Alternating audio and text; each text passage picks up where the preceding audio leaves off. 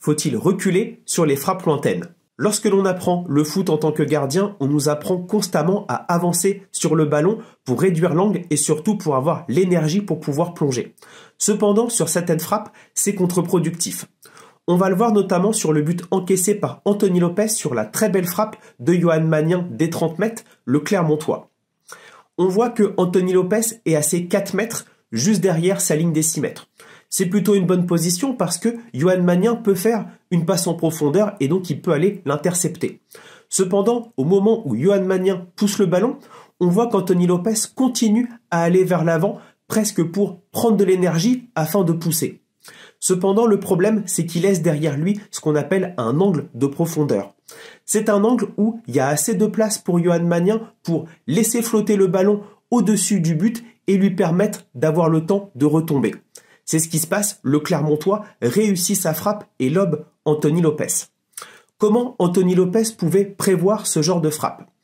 Tout d'abord, Johan Magnin a beaucoup d'espace devant lui. Donc on peut se dire qu'il va forcément le prendre pour pouvoir frapper, surtout que ses attaquants ne sont pas forcément placés. Ensuite, au moment où il prend son ballon, on voit qu'il va prendre le ballon de l'intérieur du pied pour pouvoir lober. Et c'est là peut-être qu'Anthony Lopez pouvait le détecter et se mettre à reculer. Pour pouvoir voir cette fois-ci un bon exemple, pour montrer qu'il y a certains gardiens qui reculent sur ce genre de frappe, je vais prendre Mike Maignan face à Lyon il y a 2 ans. Sur la frappe de Thiago Mendes, qui est aux 30 mètres, à peu près comme Johan Magnin, Mike Maignan décide, alors qu'il est aux 4 mètres comme Anthony Lopez, de reculer de 2 mètres quand Thiago Mendes avance. Bien lui en a pris parce que cette fois-ci c'est une frappe très tendue et ça laisse 2 mètres de plus à Mike Maignan pour pouvoir se déplacer et sortir une parade exceptionnelle.